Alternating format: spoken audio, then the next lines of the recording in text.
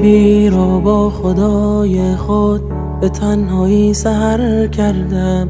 از این دنیا از این عالم به تنهایی گذر کردم. دلم ایران و سرگردان درون کوچه تردید. نمیدانم چرا هر دم نگاهم تیرگی را دید، نگاهم تیرگی را دید. یکی باید به من گوید کجای زندگی هستم و هر دم یاد من آرد چه عهدی با تو من بستم. دل غمگین و شیدایم میان غصه تنها شد که ناگه برق